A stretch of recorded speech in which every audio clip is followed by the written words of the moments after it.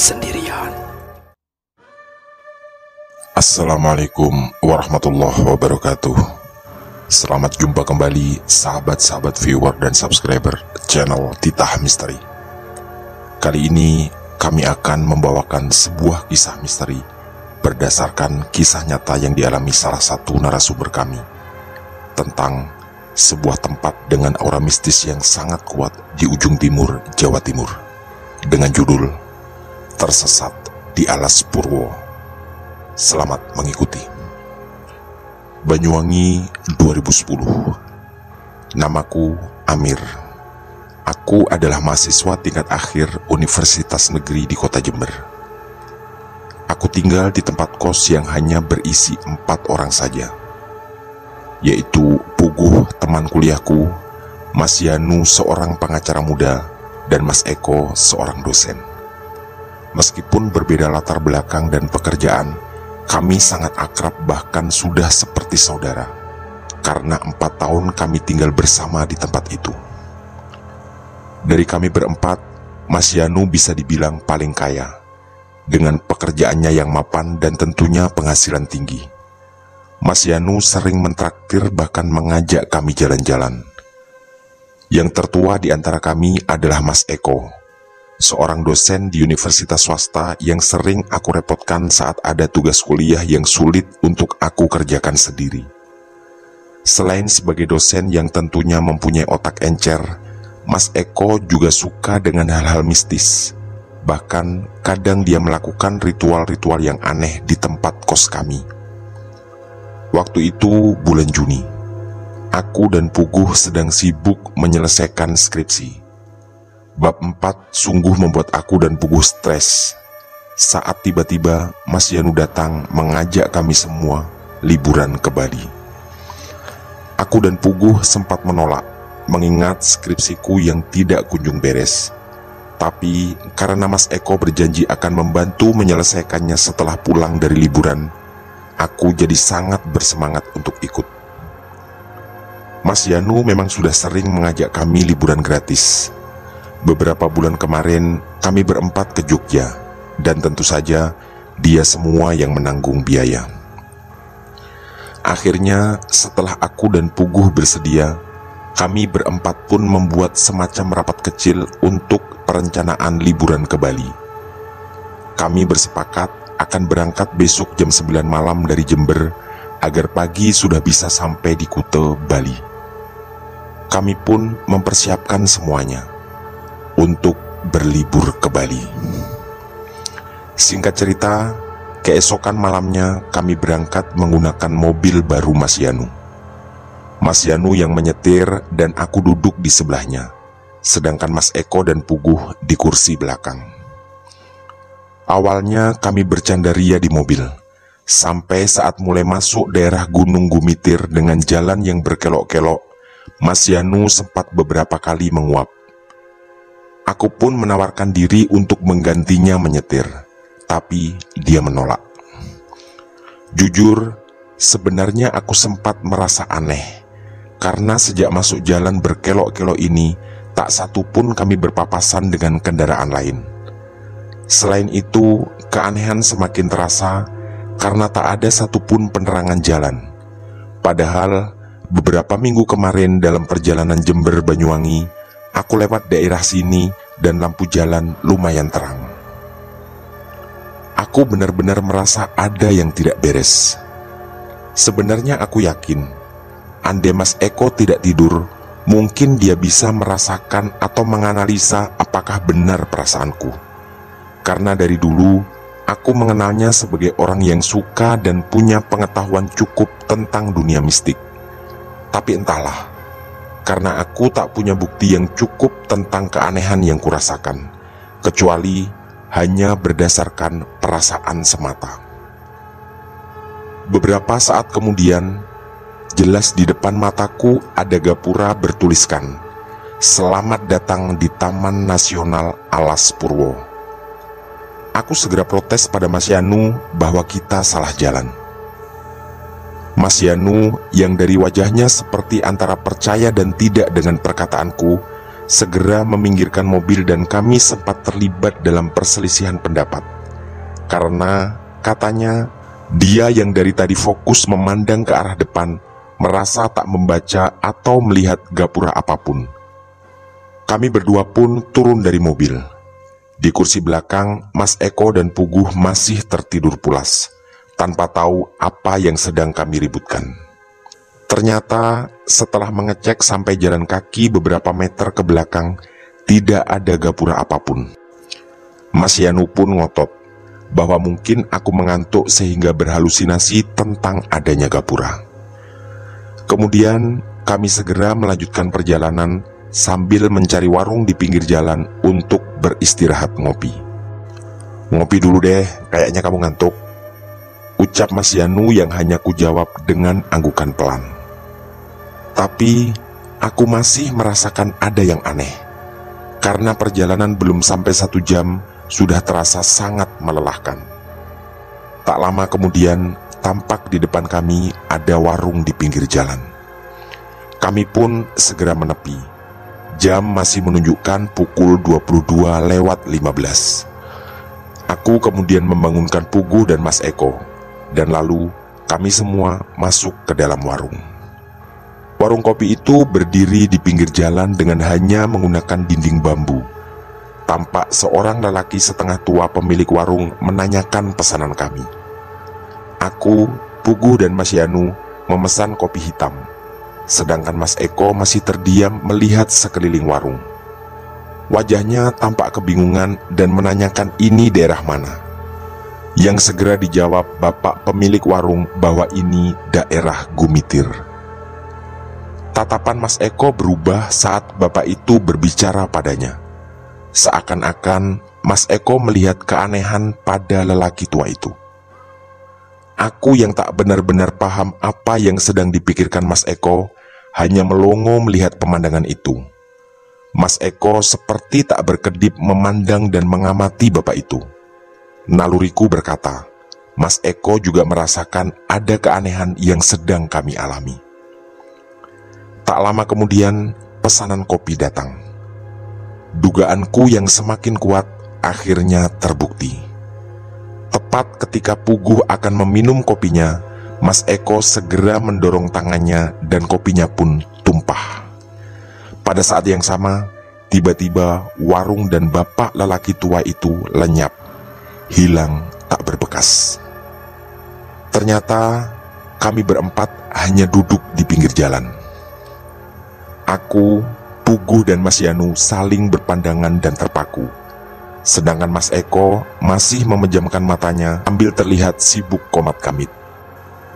Ingatanku tiba-tiba tertuju pada gerbang selamat datang Alas Purwo yang sempat kuperdebatkan dengan Mas Yanu tadi.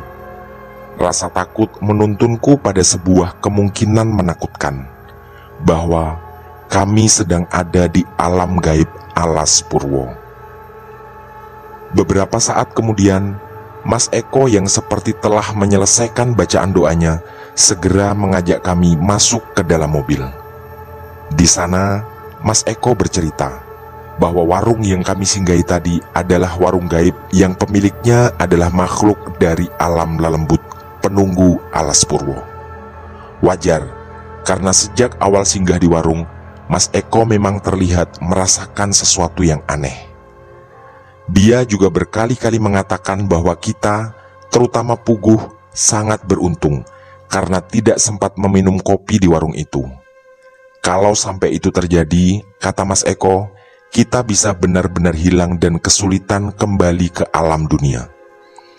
Benar-benar sebuah penjelasan yang membuat bulu kuduku berdiri tegak. Mas Eko ternyata juga sadar bahwa kita sedang berada di jalan yang salah. Aku segera mengganti Mas Yanu menyetir, juga atas perintah Mas Eko. Kami pun segera putar balik. Dengan ketakutan terasa masih sangat kuat meliputi. Jalan yang ada di depanku semuanya gelap. Dan aku entah kenapa merasa di balik pohon di kanan dan kiri jalan ada mata-mata yang sedang mengawasi.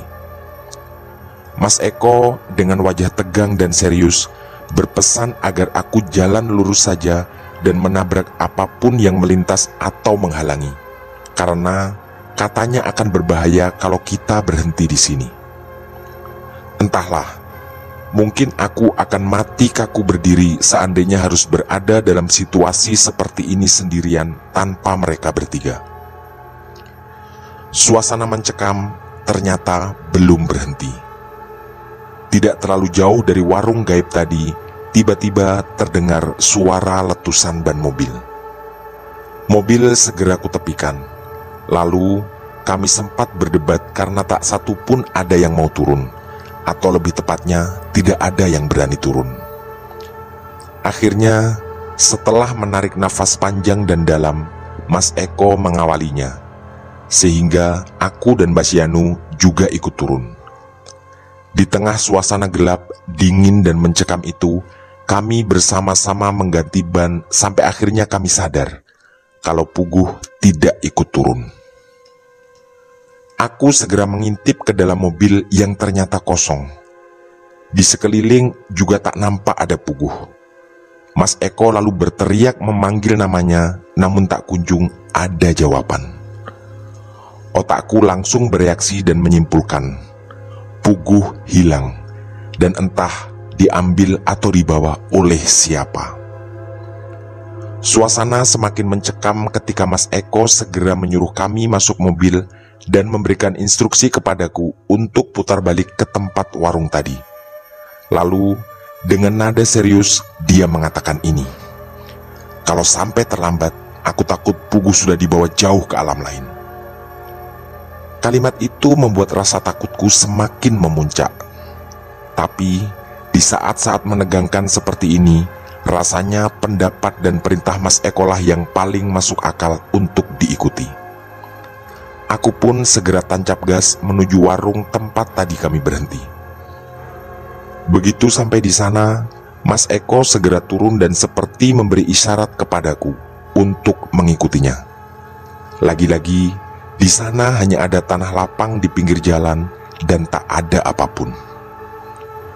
Mas Eko kulihat terus-menerus komat kamit sambil pandangan matanya menyapu ke semua arah, seperti sedang mengamati keadaan. Aku yang sedari tadi ada di belakangnya semakin merinding saat tiba-tiba terdengar suara dari dalam mobil seperti orang bercakap-cakap. Perlahan, aku melangkah mendekat ke mobil dan mengintip dari luar. Terlihat Mas Yanu berbicara sendiri dengan menggunakan bahasa Jawa halus. Padahal Mas Yanu yang adalah orang Batak sama sekali tak paham bahasa Jawa, kecuali kata-kata keseharian yang agak kasar.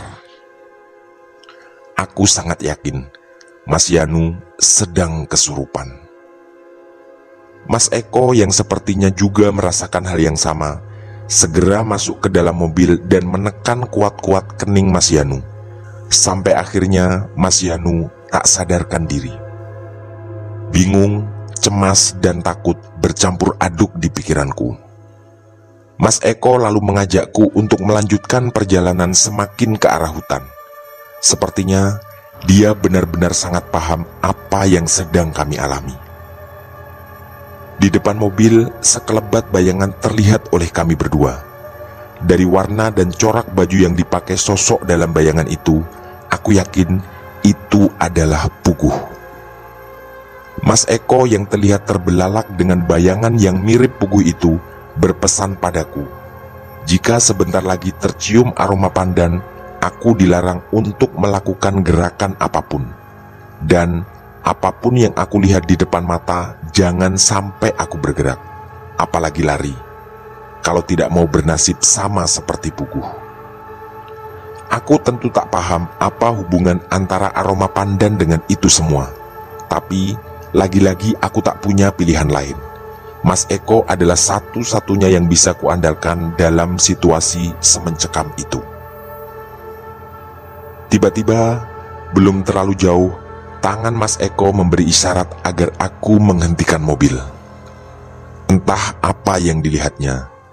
Yang jelas, Dia segera bergegas turun dan berpesan kepadaku agar tidak keluar dari mobil dan menjaga Mas Yanu tetap di dalam mobil, apapun yang terjadi. Kecuali nanti kalau dia datang memberikan instruksi lain. Mas Eko lalu berjalan kaki menuju ke dalam hutan dan kemudian hilang di telan gelapnya malam. Aku semakin ketakutan. Mas Yanu yang sedang tidak sadar di kursi belakang tentu membuat aku merasa seorang diri di dalam mobil. Tangan dan kakiku terasa sangat gemetar. Aku tak tahu apa yang akan terjadi dan merasa benar-benar terkunci dalam keadaan mencekam ini. Tiba-tiba terdengar suara Mas Yanu sadar dan lalu bangun. Dia lalu bertanya padaku apa yang sedang terjadi. Aku hanya menjawab dengan berbisik bahwa suasana sedang mencekam dan Mas Eko sedang mencari puguh ke dalam hutan. Mas Yanu lalu terdengar membuka pintu yang segera kucegah. Aku teringat pesan Mas Eko bahwa aku tidak boleh keluar mobil dan apapun yang terjadi, Mas Yanu juga harus tetap di dalam mobil. Kami berdua sempat berdebat, terutama ketika Mas Yanu mengatakan dia ingin sekali buang air kecil. Aku yang hanya menahan tangannya dari kursi depan, akhirnya tak kuasa mencegahnya turun. Ketakutanku semakin besar karena teringat apa yang dipesankan oleh Mas Eko tadi. Tak lama kemudian, terdengar tiba-tiba Mas Yanu tertawa terbahak-bahak. Tentu ini aneh, karena suasana sama sekali tidak sedang lucu atau bercanda. Dia pasti sedang kesurupan. Dalam segala kekalutan, aku semakin terkunci. Puguh hilang dan entah ada di mana. Mas Eko masuk ke dalam hutan yang juga tak bisa kujangkau dengan penglihatanku. Dan kini Mas Yanu kesurupan. Ingin rasanya aku menangis dan berteriak, tapi pasti semuanya juga akan sia-sia. Dalam kebingungan itu, akhirnya aku mengambil keputusan. Aku segera turun dan menghampiri Mas Yanu yang suara tawanya terdengar semakin menjauh. Mesin mobil tetap kubiarkan hidup, agar ada lampu untuk penerangan. Akhirnya aku berhasil menyusul Mas Yanu, yang terus berjalan sambil tertawa terbahak-bahak. Kutarik bahunya dan ingin kuajak kembali ke dalam mobil. Tapi tiba-tiba, dengan cepat wajahnya berbalik dan menatapku. Matanya merah menyala dan wajahnya seketika menjadi sangat menakutkan. Tak ada lagi tawa dari mulutnya. Yang ada hanyalah dengus nafas yang makin lama makin kuat, dan lalu dengan keras dia berkata, "Nyapo kowe mrene?"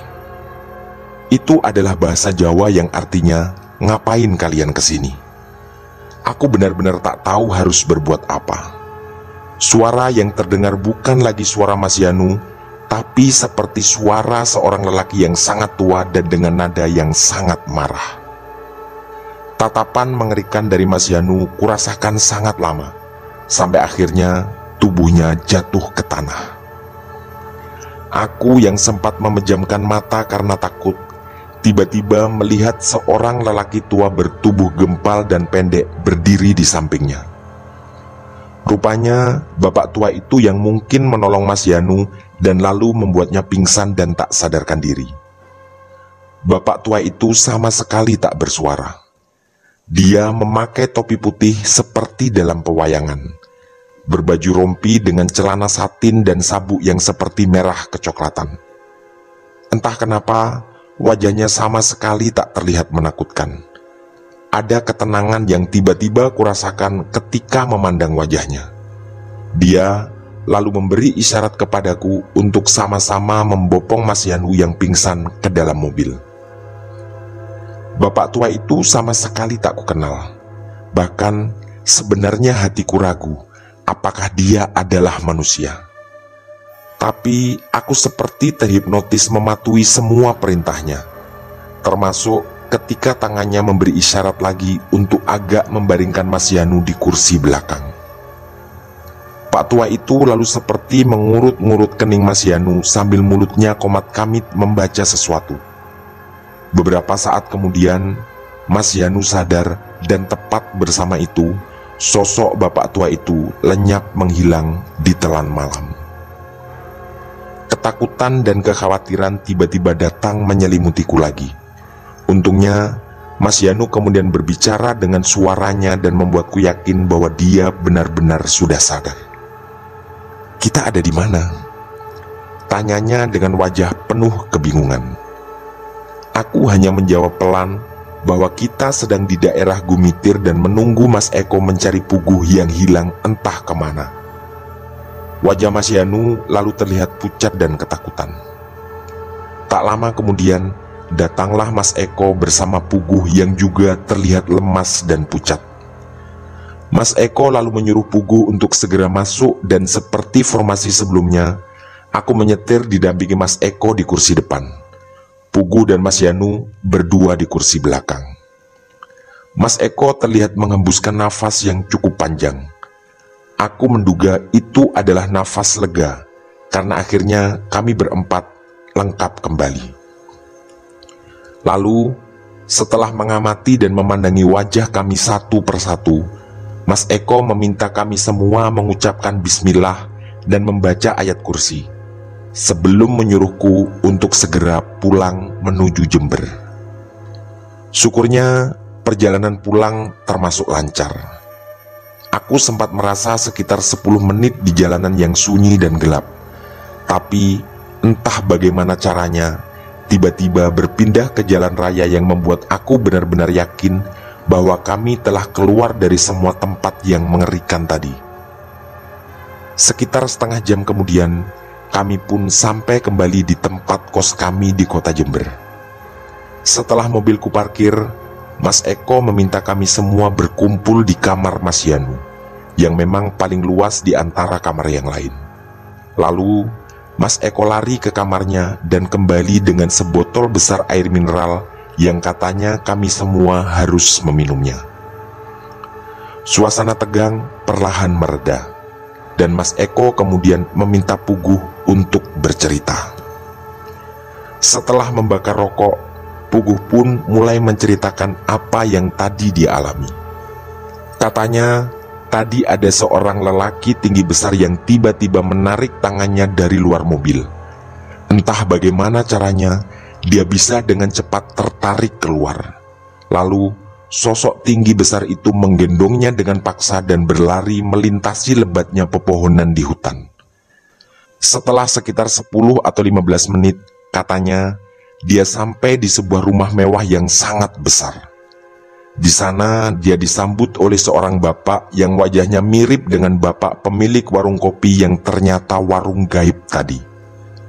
Yang sangat mengherankan menurut Puguh, tidak ada ketakutan sama sekali yang dirasakannya.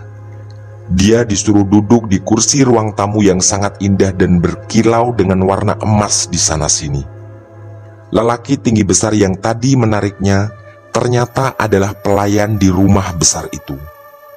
Puguh merasa benar-benar dijamu dan dianggap sebagai tamu istimewa. Menurut lelaki tinggi besar itu, sudah lama mereka tidak kedatangan tamu seistimewa itu.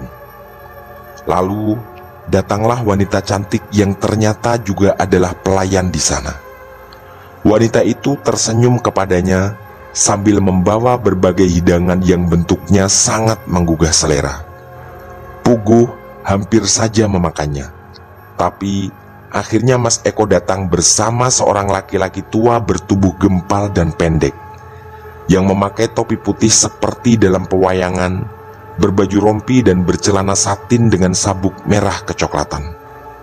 Tangan Puguh langsung ditarik sebelum menyentuh makanan. Aku pun langsung menyela. Kuceritakan kepada mereka semua bahwa aku tadi juga didatangi sosok seperti itu. Lelaki tua bertubuh gempal dan pendek yang memakai topi seperti dalam pewayangan. Mas Yanu terlihat terkesima mendengar ceritaku dan cerita Puguh. Sedangkan Mas Eko terlihat sangat seksama mendengar setiap yang kuucapkan. Tiba-tiba suasana menjadi hening, dan mata Mas Eko terpejam sambil mulutnya komat kamit seperti membaca sesuatu. Lalu, dengan segera dia mengambil sesuatu dari saku baju Puguh. Ternyata di sana ada semacam hiasan kuningan kecil. Bentuknya seperti tokoh dalam pewayangan. Dan setelah kuamati, benar-benar menggambarkan sosok bapak tua yang tadi mendatangiku dan membantu membopong Mas Yanu ke dalam mobil. Puguh yang terlihat penasaran juga ikut mengamati benda yang entah bagaimana caranya ada di dalam saku bajunya.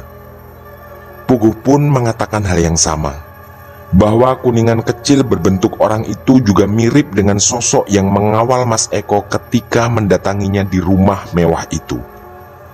Aku, Puguh, dan Mas Yanu kebingungan menyaksikan itu. Lalu Mas Eko menjelaskan bahwa secara mistis Alas Purwo memang punya hubungan dengan sosok bernama Semar, yang perawakan dan tampilannya seperti yang aku dan Puguh jelaskan, juga seperti gambaran dalam hiasan kuningan itu. Menurut Mas Eko, Semar memang adalah tokoh yang dalam pewayangan terkenal sangat penting dan sakti, serta bijak dan mengayomi. Mas Eko lalu menjelaskan bahwa apapun itu, kita memang hidup berdampingan dengan makhluk-makhluk lain di alam ini, termasuk mereka yang tidak kasat mata dan berbeda alam dengan kita. Terakhir, Mas Eko mengingatkan bahwa gangguan makhluk halus bisa kapan saja terjadi. Dan untuk mengatasi hal itu, kita harus selalu mendekatkan diri pada Yang Maha Kuasa. Termasuk sholat Isya, yang memang malam itu kami semua belum mengerjakannya. Tamat. Demikian kisah misteri dari kami, Tersesat di Alas Purwo. Semoga kisah-kisah misteri kami cukup menghibur dan menemani sahabat-sahabat semua. Mohon maaf apabila terdapat kesalahan dalam penuturan kata. Kami dari tim Titah Misteri mengucapkan terima kasih dan wassalamualaikum warahmatullahi wabarakatuh. Pesan saya, jangan bercermin sendirian di tengah malam. Sampai jumpa.